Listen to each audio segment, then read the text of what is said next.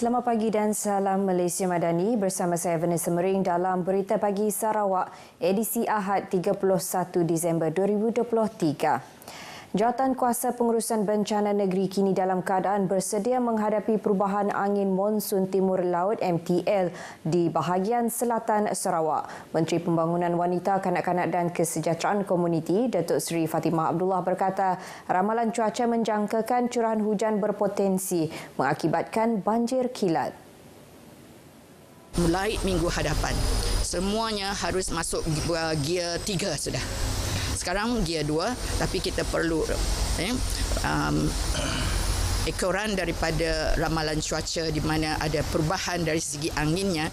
Beliau memberitahu, setakat ini kesemua 29 pengkalan hadapan telah disediakan dengan bekalan makanan dan keperluan kecemasan. Kesemua 169 pusat pemindahan sementara PPS juga telah dipersiapkan dengan kemah-kemah dan kemudahan lain yang diperlukan. Beliau bercakap kepada media selepas meninjau PPS di Kampung Sungai Lumut di Kuching. Pusat pemindahan tersebut mampu menampung 20 keluarga sekiranya berlaku banjir.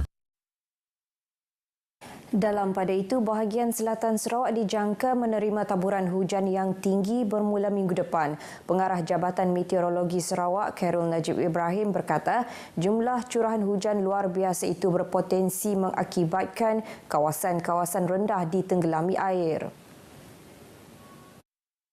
Perubahan angin itu sudah menunjukkan bahawa cuaca sudah mula cuaca yang signifikan, maksud saya cuaca yang signifikan sudah mula bergerak ke Sarawak dan dia dimulai dengan kawasan barat Sarawak lah. Katanya berdasarkan ramalan cuaca, angin monsun timur laut dijangka berlanjutan sehingga ke awal Februari. Manakala kawasan utara termasuk Bintulu, Miri hingga ke Lawas dijangka menerima taburan hujan yang tinggi bermula Mac. Beliau berkata demikian kepada pemberita di Kuching. Majlis Perbandaran Sibu MPS diminta untuk tidak mudah berasa selesa dengan tahap perkhidmatan mereka ketika ini.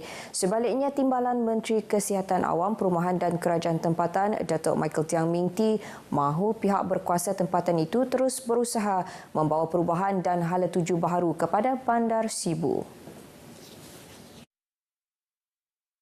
Bagi memastikan Bandar Sibu tidak ketinggalan dalam usaha Sarawak mencapai negeri maju menjelang 2030, ia memerlukan kerja keras kepimpinan MPS serta kaki tangannya. Require hard work. Hard work. We got to sweat more. We have to work overtime. We have to spend some personal time to take care of Sibu, to serve our community. It is not easy. But it's definitely worth doing it. It's definitely worth doing it not only for us, for our future generation. They can be proud to call that Sibu is my home. Beliau yang juga adun pelawan berucap pada Majlis Makan Malam Tahunan MPS di Sibu. Datuk Michael Tiang juga berharap kekitangan MPS sentiasa mencabar diri untuk bergerak ke hadapan dan menjadi contoh kepada pihak berkuasa tempatan lain di Sarawak. Ini terutama sekali dalam menghasilkan idea-idea kreatif untuk meningkatkan mutu perkhidmatan kepada rakyat.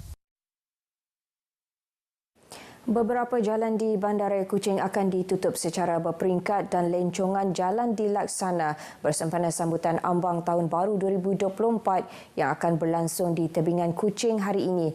Pemangku Ketua Polis Daerah Kuching, Superintendent Mervin Lisa berkata, peringkat pertama penutupan dan lencongan jalan bermula pukul 7 pagi ini dan jalan yang terlibat adalah seperti Jalan Gambir dan Jalan Leboh Java.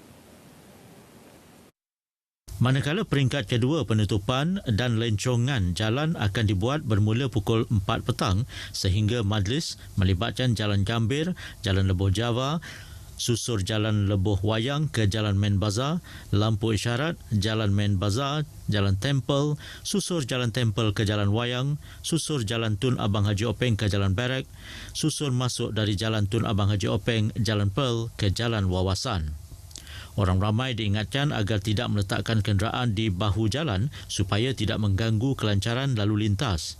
Mereka disaran meletak kenderaan di Medan Pelita, Dewan Suara, Sarawak Plaza, bangunan UTC, Plaza Aurora dan Reservoir Park. Orang ramai yang mempunyai urusan di sekitar tebingan Kuching diminta merancang pergerakan dan menggunakan laluan alternatif selain perlu mematuhi arahan daripada pegawai dan anggota polis yang bertugas. Pada masa sama, Ibu Pejabat Polis Daerah Kuching turut mengadakan operasi bersepadu pencegahan jenayah bagi mengekalkan keselamatan awam. Turut diadakan op mabuk bagi mengesan serta mengambil tindakan terhadap pemandu yang memandu di bawah pengaruh alkohol. Tidak lengkap rangkuman peristiwa 2023 tanpa kita berbicara soal senario politik tempatan yang juga penuh warna-warni. Paling menyerlah ialah kemenangan gabungan Parti Sarawak GPS dengan menang majoriti besar pada pilihan raya kecil Dewan Undangan Negeri PRK Dun Jepak pada 4 November lepas sekaligus mengesahkan sokongan padu rakyat terhadap gabungan tersebut. Ikuti bahagian akhir rangkuman peristiwa dalam imbasan 2023 dari sudut Sarawak kekal, stabil dan aman.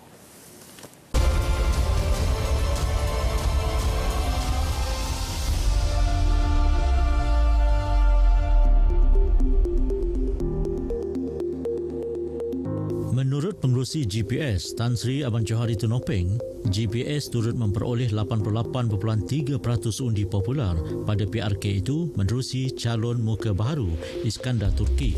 Anak VAI itu memperoleh 9,638 undi menewaskan dua pencabar Stevenson Joseph Sumbang daripada Parti Bumi Kenyalang PBK yang hanya meraih 854 undi dan Cheng Lie Ping daripada Parti Aspirasi Rakyat Sarawak Aspirasi dengan 431 undi. Malah majoriti sebanyak 8,784 undi yang diperoleh Iskandar pada PRK itu lebih dua kali ganda berbanding 4,243 undi diraih pada pilihan raya negeri lepas.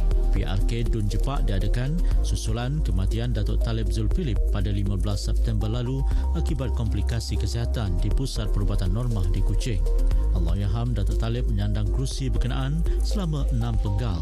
Turut menjadi tumpuan ialah carangan penggabungan Parti Progresif Demokratik PDP iaitu sebuah parti komponen gabungan Parti Sarawak GPS dan Parti Sarawak Bersatu PSB. Ini dinyatakan oleh Presiden PDP Datuk Seri Tiong King Sing pada Majlis Makan Perpaduan PDP dan PSB di Sibu pada 20 Ogos lalu yang turut dihadiri Presiden PSB Datuk Seri Wong Sun Koh. Pada Julai lalu, PSB yang merupakan parti pembangkang Sarawak mengumumkan sokongan terhadap pimpinan Perdana Menteri Datuk Seri Anwar Ibrahim dan Premier Sarawak Tan Sri Abang Johari Tun Openg. Sokongan tersebut membawa PSB dan PDP menandatangani satu perjanjian persefahaman di Kuala Lumpur bagi membentuk kerjasama dan pada masa yang sama bertujuan untuk menggabungkan kedua-dua parti tersebut. Datuk Seri Wong Sun Koh berkata pilihan mereka untuk menyokong kepimpinan semasa Kerajaan Persekutuan dan Kerajaan Sarawak adalah bagi memastikan kestabilan dan perpaduan negara.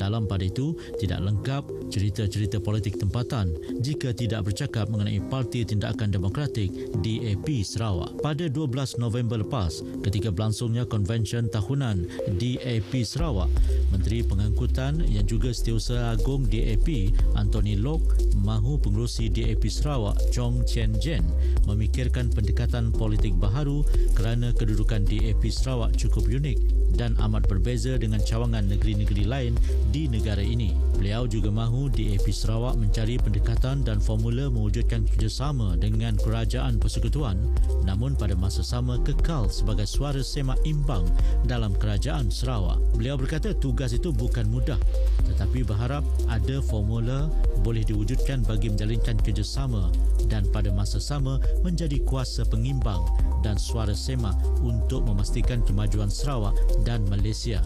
DAP Sarawak disifatkannya sebagai paling unik kerana merupakan perikatan kerajaan di peringkat persekutuan namun di peringkat negeri adalah pembangkang.